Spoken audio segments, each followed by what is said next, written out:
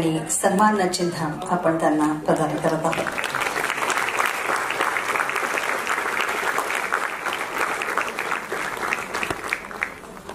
पूर्वी लता दीदी, आशाताई, सुलोचना दीदी, खय्यामजी, जावेद अख्तर, हरिप्रसादजी, झाकीर हुसेन अशा रसिकांच्या आणि प्रेक्षकांच्या हृदयावर स्थान निर्माण करणाऱ्या व्यक्तींना हृदयनाथ अवॉर्डने सन्मानित केलेलं आहे. आज पद्मविभूषण डॉक्टर अनिल काकोडकर यांना सन्मानाने प्रदान करताना आम्हा सगळ्यांनाच अभिमान वाटत आहे. ₹1 लाख.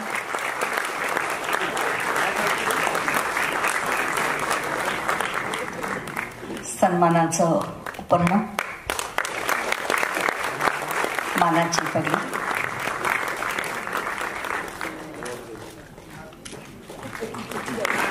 आणि सन्मान चिन्ह.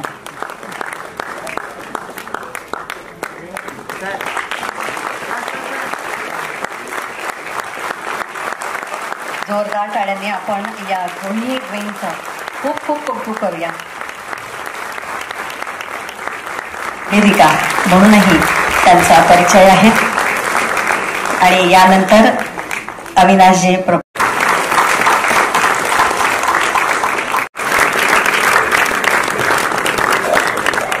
यानंतर त्यांना शुभेच्छा देत आहेत आणि डॉक्टर अनिल काकोडकर यांनाही.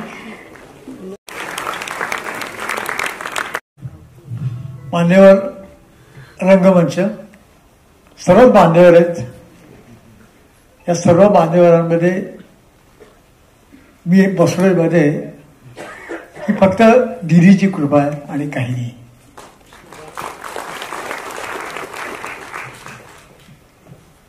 मला 87 आणि मला 28 वर्ष लागले. 88 म्हणजे मी 89 मध्ये प्रवेश केलेला आहे. आणि 89 मध्ये प्रवेश करणं म्हणजे पुढच्या वर्षी मी 90 वर्षाचा होईल. 90 मध्ये प्रवेश करणं म्हणजे शेवटच्या दशकामध्ये प्रवेश करणं, याची मला पूर्ण जाणीव आहे. शेवटचं दशक फार चांगलं नसतं, मी भोगणार आहे. पण म्हणून हे जे वर्ष आहे, या वर्षात माझ्याकडे चांगलं काम व्हावं. आपल्या आशीर्वादाने आपण मला आशीर्वाद द्या की मी काही चांगलं काम करू शकेन या वर्षा. मला पुढच्या वर्षानंतर बघू काय होत आहे ते. माझ्या आयुष्यात सगळ्यात महत्वाची गोष्ट काय,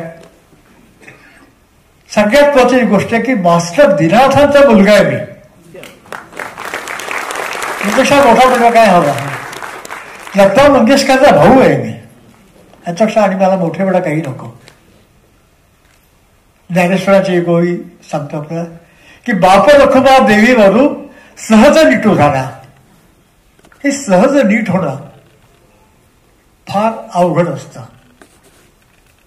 कलाकार ज्यावेळेला स्वरांजली बांधायला बसतो तर तो कारागिरी करतो. पण जी कलाकृती सहज निर्माण होते त्यातनं अतिशय उत्तम गाणं असं निर्माण होतं. तर ज्ञानेश्वर म्हणते की सहज माझं आयुष्य सहज गेलं आतापर्यंत. हे फक्त माझी दिदी हिच्यामुळे आणि काही नाही. मला खूप बोलायचंय पण आता नाही, मध्यंतरानंतर. कारण हा कार्यक्रम जरा लांबला. मध्यंतरात मी आणि दिदी किंवा दिदी आणि मी असा माझा कार्यक्रम आहे. त्यात मी दिदीच्या आठवणी जागवणार आहे आणि दिदीची गाणी पण त्याच्याबरोबर असतील. आज एकाच गोष्टीचा खंत आहे की जर दिदी इथं असती तर तिला फार आनंद झाला असता. मीरा तिला फार आनंद झालाय, उषा तिला आनंद झालाय. कारण तेवढा दोन्ही मोठे बहीण आहेत. आम्ही सगळे मंगेशकर 90च्या पार आहोत. ही पण ईश्वराची कृपा आहे. पण सर्व आता त्या विंगमध्ये जायले याची आम्हाला पूर्ण जाणीव आहे. आपण आम्हाला आशीर्वाद द्या. माझ्या नावाचा पुरस्कार इतक्या मोठ्या व्यक्तीला मिळाला, हा त्यांचा सत्कार नाही, हा माझा सत्कार आहे. या रंगमंचावरती मला आमदारांनी आठवण करून दिली की मी इथं रात्री 10ला गायला बसायचा आणि सकाळी 7 किंवा 8चा कार्यक्रम संपायचा. फक्त एक तबल्यावाला मी असायचा आणि लोक 8-9 तास गाणं ऐकत असायचे आणि मी गाऊ शकत होतो. आता मी गाऊ शकत नाही, पण बोलू शकतो. त्यामुळं मध्यंतरानंतर आपण थांबा. दिदीच्या काही हृदय आठवण मी आपल्याला सांगेन, ती गाणी आपल्याला सांगेन. पार्लेकरांना मी ओळखू नये आणि पार्लेकर मला ओळखू नये. त्यामुळे आपण इथं थांबायची एवढा पूर्ण खात्री. आपण इथं प्रेमाने आलात, मी आपले आभार मानतो. सगळ्यात जास्त आभार मानतो माझे सर मित्र प्रभावकरजी, जे माझा नेहमी वाढदिवस साजरा करतात. यावेळी पण त्यांनी फार मोठ्या प्रमाणात वाढदिवस साजरा केला. मी त्याचे मनपूर्वक आभार मानतो. आपणा सर्वांचे आभार मानतो. धन्यवाद. खरं म्हणजे जेव्हा मला हे सांगण्यात आलं की हा पुरस्कार मला देण्याचं योजलेलं आहे आणि मग या आधीच्या पुरस्कारांची जी यादी वाचली तर तेव्हा माझ्या मनात एक मोठा प्रश्न उभा राहिला आणि तो प्रश्न अजूनही अनुत्तरित आहे की मी याच्यात कुठे बसतो. कारण ती यादी एवढ्या मोठ्या मोठ्या मंडळींची आहे आणि त्यांची क्षेत्र आणि माझं क्षेत्र हे एवढं भिन्न आहे. या सर्व लोकांनी जनमानसावर आपल्या कलेने, आपल्या खेळाने, आपल्या कर्तृत्वाने एक प्रचंड पगडा बसवलेला आहे. आज पंडितजीच्या 91व्या वाढदिवसानिमित्त लता दीदी जन्मदिन प्रतिष्ठान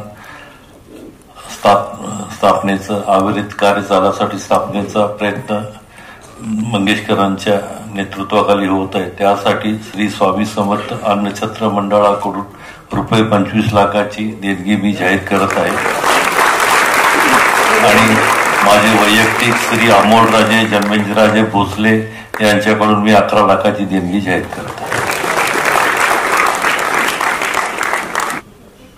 मंचावर उपस्थित सर्व मान्यवर, मंगेशकरजी, खांडेकरजी, खाडीलकरजी, काकोडकरजी आणि आयोजक प्रभावळकरजी आणि अळवणीजी, भोसलेजी आणि शेलार म्हणून मी आहे. सर्वात प्रथम तर पंडित हृदयनाथ मंगेशकरजींना माझ्याकडून आणि महाराष्ट्र सरकारच्या वतीने वाढदिवसाच्या खूप खूप शुभेच्छा देतो आणि आपला 100वा कार्यक्रम सुद्धा वाढदिवसाचा इथेच व्हावा आणि त्यात तुम्ही आम्हाला बोलवावं अशी अपेक्षा व्यक्त करतो. आपण सगळेच जण सौभाग्यशाली आहोत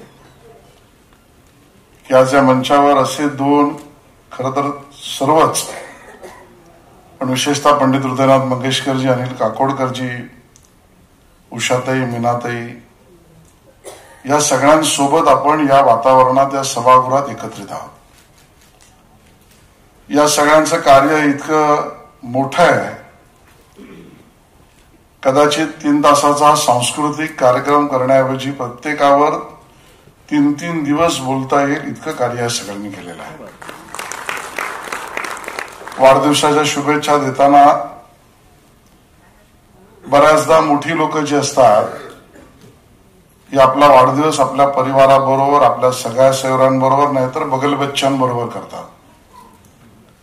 पण हृदयनाथजींनी सुद्धा आजचा वाढदिवस साजरा करताना किंवा हृदय शाटचे प्रभावळकरजी यांनी त्याचं नियोजन करताना यात मुद्दामून प्रयत्न हा केला की समाजातील नाही तर देशातील अग्रणी आणि ज्येष्ठ शास्त्रज्ञ म्हणून ज्यांनी काम केलंय त्या काकोडकरांच्या कामाला पुन्हा एकदा अभिनंदन करण्याची संधी म्हणून आजचा कार्यक्रम त्यांनी आयोजित केलेला आहे. मला वाटतं या कार्यक्रमाचं आयोजन हेच आपल्याला सगळ्यांना आनंददायी आहे. तसं बघितलं तर काकोडकरजी आणि मंगेशकरजी यांच्या कामातली समानता मला दिसते. ते यासाठी कारण अनिल काकोडकरजी ज्येष्ठ शास्त्रज्ञ आहेत, ते अणुशास्त्र विषयातले शास्त्रज्ञ आहेत आणि ज्याला आपण अणुशास्त्र म्हणजे ज्याला मराठीमध्ये न्यूक्लिअर सायंटिस्ट म्हणतो,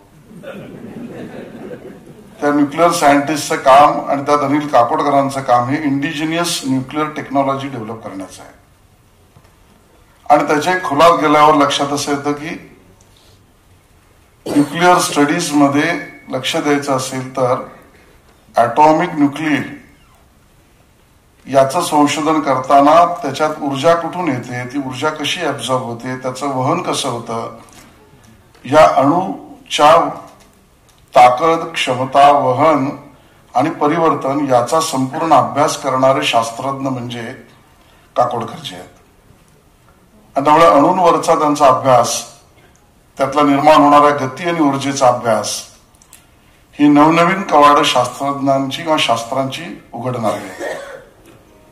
पण मी हे मानणाऱ्यांपैकी आहे की तुमचं कार्य हे अतुलनीयच आहे. पण या समाजामध्ये कित्येक लोक असेही मानणार आहेत की या अणूंमधल्या ताकदीला ऊर्जा देण्यासाठी जी गोष्ट निसर्गाने निर्माण केली त्यामध्ये नाद आहे. त्या अणूच्या उच्चारणासाठी, त्याच्या गतीसाठी, त्याच्या ऊर्जेसाठी जे कार्य करतं ते म्हणजे ध्वनी, लहरी आणि प्रकाश आहेत.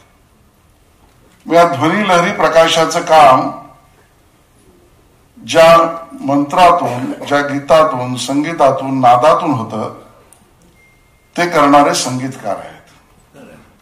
आणि म्हणून अशा अणुरेणूंच्या गतीचा एका अर्थाने आध्यात्मिक विकास करणारे सुद्धा काकोडकरजी जसे शास्त्रज्ञ आहेत तसं मी म्हणेन हृदयनाथ मंगेशकरजी हे सुद्धा सांगीतिक शास्त्रज्ञच आहेत अशा पद्धतीचे. आणि म्हणून या कार्यामध्ये पंडितजींनी केलेलं काम मला असं वाटतं की अवघड गोष्टी सहजतेने सोडवण्याचं काम त्यांनी केलं आहे. हे वर्ष संत ज्ञानेश्वरांचं 750 जयंती वर्ष आपण साजरं करतोय. आणि मग 750 वर्षापूर्वी जन्मलेले संत ज्ञानेश्वर वयाच्या 16व्या वर्षी असं काही लिहून ठेवतात की जगभरातल्या लोकांना संशोधनाचा विषय होतो. प्राणी मात्रापासून निसर्गापर्यंत, मानवी मनापासून स्वशोधनापर्यंत, परमात्म्यापासून भक्तीपर्यंत सगळं विश्लेषण करणारे ज्ञानेश्वर, त्या संत ज्ञानेश्वरांच्या ज्ञानेश्वरीला सहजतेने आपल्या सगळ्यांच्या मनात रुजवणारं संगीत जर कोणी केलं असेल तर ते पंडित हृदयनाथ मंगेशकर यांनी केलं. आणि म्हणून आजच्या या वर्षी आम्ही त्यांना विनंती करणार आहोत की संत ज्ञानेश्वरांच्या 750व्या जयंतीच्या वर्षानिमित्त माननीय मुख्यमंत्री देवेंद्र फडणवीसजींनी हे ठरवलंय, आम्हाला तसं सांगितलंही आहे की देशातील सगळ्या राज्यात, आणि खांडेकरजी विदेशातल्या स्टॅनफोर्ड युनिव्हर्सिटीमध्ये सुद्धा संत ज्ञानेश्वरांच्या ज्ञानेश्वरीचे कार्यक्रम आम्ही करणार आहोत. आणि जिथे जिथे शक्य असेल तिकडे पंडितजी आपला आशीर्वाद आम्हाला हवा आहे. आपला आशीर्वाद, मार्गदर्शन आणि स्वतःचा त्या ठिकाणी असलेला सहवास सुद्धा त्या युवकांना प्रेरणा देणार आहे. मला या गोष्टीचा अजून एक उल्लेख करायचा आहे की आताच मी काकोडकर साहेबांशी बोलत होतो. खरं तर एका आयोगाच्या संबंधात मी त्यांच्या बरोबर त्यांच्या हाताखाली काम करतोय. आणि परागजी, त्या आयोगाचं काम इतकं मोठं आहे. विज्ञान आणि बरोबरीने नवनवीन नाविन्यपूर्ण प्रयोग, शेतीतल्या प्रयोगापासून अगदी यावर्षीचा गणेशोत्सव सुद्धा धुमधडाक्यात झाला असेल तर त्याच्यातल्या असलेल्या पर्यावरणाच्या मूल्यांचं विच्छेदन करण्याची भूमिका ज्यांनी केली आणि ज्यामुळे गणेशोत्सव सुद्धा निर्विघ्नपणे पार पडला, यामध्ये सगळ्यात मोठं योगदान हे अनिल काकोडकरांचं आहे, हे मला आढळण्यास आलं. आणि काकोडकरजी, आपणही शतायुषी व्हा, आपलं मार्गदर्शन या देशाला सातत्याने मिळत राहो. आणि हृदयनाथजी, आपल्या गीत संगीत नादब्रह्माने आपल्यापर्यंत या अणुरेणूंच्या लहरी अशा पोचो की आपल्या सगळ्यांच्या आयुष्यात अनुभूती, सुख, शांती, समाधानाची मिळो, एवढ्याच शुभेच्छा देतो. ही दोन माणसं अशी आहेत की अनिल काकोडकरांनी एक भारतीय म्हणून आपली मान अभिमानानं ताठ करण्याचं बळ आपल्याला दिलं. त्यांनी ज्या पद्धतीनं देशाची अण्वस्त्र सज्जता अणुक्षमता दाखवली जगाला, त्यामुळं त्यांच्यामुळं प्रत्येक भारतीयाची मान अभिमानानं ताठ झाली. आणि पंडितजी त्यांचं काम असं आहे की कितीही मरगळलेलं मन असेल तर त्या मनाला उभारी देण्याचं काम गेली जवळपास 70 वर्ष सातत्यानं ते करतायत. आणि आपल्या मनाशी संबंधित अशा दोन वेगळ्या पद्धतीनं आपल्या मनाला उभारी देणाऱ्या या दोन मान्यवरांचा आज एकत्रितपणानं आज इथं सत्कार होतोय. पंडितजी आपल्याला खूप शुभेच्छा. आमच्या सगळ्यांच्या वतीनं खूप खूप तुम्हाला साष्टांग नमस्कार आज तुमच्या वाढदिवसाच्या निमित्तानं. विस्मरणीय कार्यक्रमही होतो आहे आणि या निमित्ताने दोन मान्यवरांना शुभेच्छा केवळ मी देईन. आणि पंडितजी आपल्याला 88व्या वाढदिवसाच्या निमित्ताने तर मनपूर्वक शुभेच्छा देतोच. मगाशी उल्लेख झाला की आजचा कार्यक्रम सुद्धा हाऊसफुल आहे, पण मला आठवत आहे की आमच्या कॉलेज जीवनापासून 31 डिसेंबर तर आपल्या नावाने फुल नाईट या ठिकाणी हाऊसफुल असे प्रयोग वर्षानुवर्ष आम्ही पाहिलेले आहेत. आणि त्यामुळे आमच्या आयुष्याच्या प्रत्येक टप्प्यावर अत्यंत महत्वाचं असं आमचं जीवन समृद्ध करण्याचं काम पंडितजी आपण केलेलं आहे. आपल्याला शुभेच्छाही देतो. आणि आशिषजीने सांगितल्याप्रमाणे आपला 100व्या वाढदिवसाच्या कार्यक्रमात मी स्टेजवर नसलो तरी समोर तर नक्की येईनच, हे सुद्धा या ठिकाणी बुकिंग करून ठेवतो. गेल्या काही वर्षात भारतरत्न लता दीदी यांचा जन्मदिन दिनांक 28 सप्टेंबर रोजी पुण्यात एक संगीतमय कार्यक्रम आयोजित केला जातो. या कार्यक्रमात पंडित हृदयनाथजी नवोदित तरुण गायक कलाकाराला सन्मानित करतात. हा कार्यक्रम अतिशय लोकप्रिय आहे व तो 2 सत्रात सादर करण्यात येतो. मध्यंतरात दीनचे आवडतीचे पदार्थ करून रुचकर जेवणाची व्यवस्था केलेली असते व सर्व रसिकांना ते फारच भावते. प्रतिष्ठान याला नेहमीच चांगला पाठिंबा देत असतो. आता विश्वस्तांना हा कार्यक्रम पण असाच कायम सुरू राहावा ही इच्छा आहे. हा दीदी आणि मी हा जो कार्यक्रम आहे तर दीदीची आणि माझी संगत 82 वर्षाची असती नाही आहे. तर तिच्या आठवण मी सांगणार आहे काही, आणि त्याची चांगली उत्तम गाणी गाजलेली ते मी ध्वनिमुद्रित करणार, ती लोकांपुढे सादर करणार. आणि काही आठवण सांगू शकाल का? खूप आठवणी आहेत. दीदी तुमच्यासाठी काय बनवायचं? ती स्वयंपाक मस्त बनवायचा. दीदी काय, दीदी आई आहे. दीदी कोण सगळे जे जे उदात्त उत्तम महत् पंधर ते सगळं दीदी आहे. आम्ही पडछाया आहोत तिथे. प्रतिध्वनी ज्याला म्हणतात ना, इको, तो होता. बोला. एक आठवण सांगा नाही, कार्यक्रमात मी दीदीच्या आठवणी सांगणार आहे. हा, एक आता सांगू शकाल का? एक ओपनिंग. इतके आठवड्यात की त्यातला निवडून आठवण सांगणं जरा अवघड जात आहे. पण एक सांगतो की 1942 साली, म्हणजे बरोबर 84 वर्षापूर्वी, मास्टर दीनानाथ म्हणजे माझ्या वडिलांचा मृत्यू झाला. तर दीदी फक्त 12 वर्षाची पोरगी आहे. तर 12 वर्षाच्या पोरीने संपूर्ण कुटुंबाला, मंगेशकर कुटुंबाला सांभाळला. आई आणि 4 भावंड आणि जागतिक कीर्ती मिळवून दिली सगळ्यांना. आज लता मंगेशकर, मीना मंगेशकर, आशा मंगेशकरच, उषा मंगेशकर, रेजा मंगेशकर यांना जागतिक कीर्ती मिळवून दिली ती लता मंगेशकरनी, पण दीदीने. आम्ही तिच्या पाठी आहोत, पण सेनापती ती सैन्याबाबत की आज माझा 89वा वाढदिवस आहे. आणि त्यानिमित्त मला एक घोषित करायची गोष्ट की 40 वर्षापूर्वी आम्ही मास्टर दीनानाथ स्मृती प्रतिष्ठान स्थापन केलं वडिलांच्या वाढदिवसानिमित्त. आज 84 वर्ष झाले की आम्ही तो वाढदिवस त्यांचा पुण्यतिथी करतो. 28 सप्टेंबरला दीदीचा वाढदिवस येतो. तर गेली 7 वर्ष आम्ही तो वाढदिवस करत आहोत. यापुढं तो व्हावा, तो भव्य प्रमाणात व्हावा, मोठ्या प्रमाणात व्हावा म्हणून आम्ही प्रतिष्ठान स्थापन करतो, दत्ता जन्मदिन प्रतिष्ठान. फक्त 28 तारखेला कार्यक्रम होईल. एक नवोदित कलाकाराला 1 लाख रुपये आणि पारितोषिक देण्यात येईल. त्याचे ट्रस्टी येणार आहेत, त्यांची नावं स्टेजवरती घोषित करू. या मोठ्या लोकांचा आशीर्वाद आहे, यांच्या आशीर्वादाने तो ट्रस्ट चांगला चालेल, हीच गोष्ट मला इथं सांगायची होती.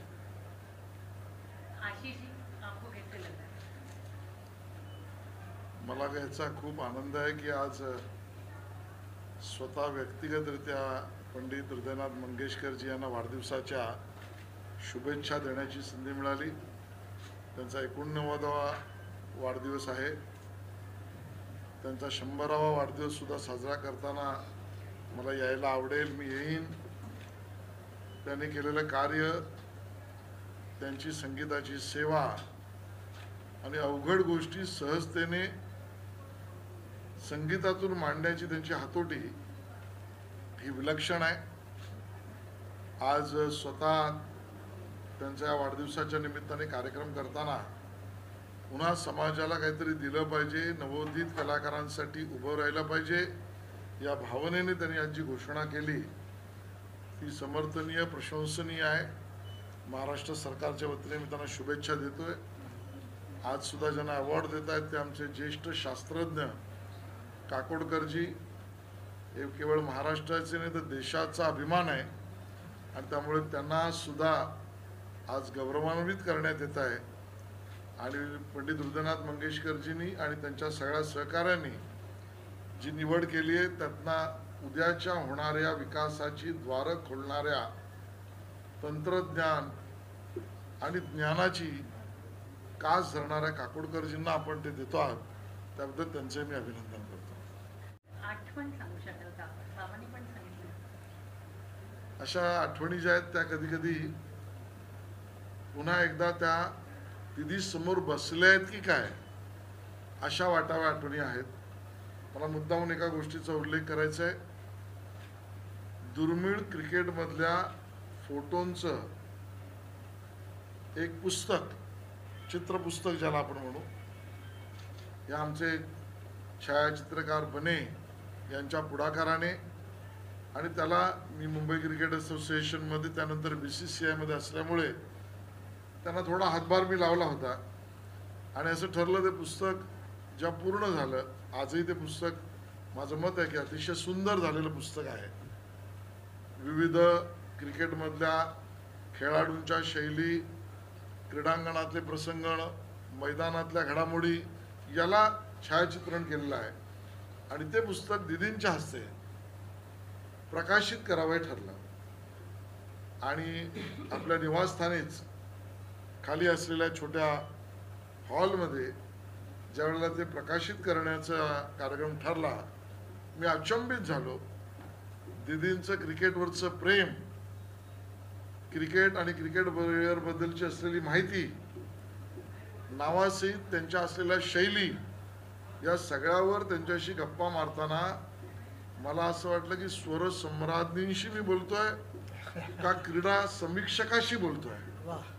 इतक्या मोठ्या पद्धतीने, नाविन्यपूर्ण पद्धतीने ते मांडलं होतं. मी कधीच विसरू शकणार नाही. मला अजून एका गोष्टीचा आवर्जून उल्लेख करायचा आहे. आमचे नेते आणि आताचे गृहमंत्री अमित शहाजी ज्या वेळेला दिदींना भेटायला घरी आम्ही आलो होतो आणि अमित शहाजी, मी, देवेंद्र फडणवीस आम्ही सगळेच होतो आणि अमित शहाजींनी त्यांच्यामध्ये जुने गीतकार, जुने कवी, गझलाकार, शायर या विषयावर जी चर्चा झाली त्यामध्ये राजा हिंदुस्थानी पासून नौशाद अली साहेबांपासून जे आत्ताच्या संगीतकारापर्यंत या विषयातल्या बारकाईची मांडणी, ती सुद्धा नम्रतेने, कोणालाही कमी न लेखता, या सगळ्या गोष्टी मी लिहून ठेवल्या आहेत. कधीतरी त्या आपल्याला प्रसिद्ध पण मिळेल.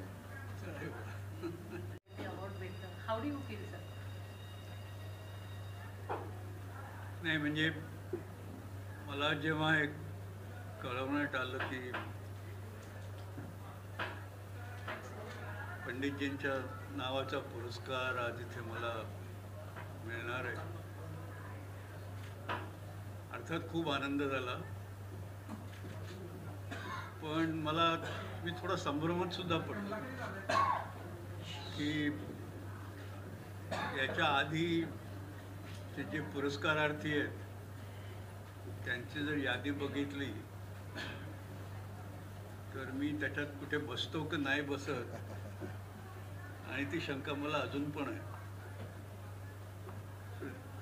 सांगायचा मुद्दा असा की हा एवढा मोठा सन्मान आहे आणि आज स्वतः पंडितजींच्या हस्ते तुम्हाला मिळणार आहे, त्याच्यापेक्षा जास्त बहुमानाला काय म्हणायचं. Words to say. Thank you so much sir. Shri Swami Samarth. आज पंडितजी आमचे आदरणीय लता दीदी यांचे लहान बंधू म्हणजे सर्वस्व त्यांचे लाडके असे बाळ पंडितजीचा 90वा वाढदिवस आहे. त्यानिमित्त 89 वर्षात ते पदार्पण करीत आहे. आम्ही त्यासाठी खास अक्कलकोटावरून आलेलं आहे आणि त्यांचा आशीर्वाद आमच्यावर अन्नछत्रावर स्वामी समर्थानंतर मंगेशकर कुटुंबियाचा आशीर्वाद अन्नछत्रावर अतिशय लाभलेला आहे. आमच्यावर सुद्धा आमचं भाग्य समजतो. काय तर मागच्या जन्मीच आम्ही पुण्य केलं म्हणून मंगेशकर कुटुंबियाचं आम्हाला सानिध्य, आशीर्वाद, प्रेम मिळत आहे. आणि पण या शुभमुहूर्तावर मी एक घोषणा करावं म्हणतो. आता पंडितजींना कितपत पंडितजींचं साथ मिळेल ते आपण लता दीदींच्या नावाने जन्मदिनी दिवशी एक प्रतिष्ठान स्थापन करावं म्हणतो, लता दीदी जन्मदिन प्रतिष्ठान. त्यासाठी आम्ही अन्नछत्रातर्फे भरीव आमचं सहकार्य राहणार आहे. माझं वैयक्तिक अमोलराजे भोसले यांच्यातर्फे सहकार्य लाभणार आहे आणि आपले सर्व इतरांचंही लता दीदीवर प्रेम करणारे असंख्य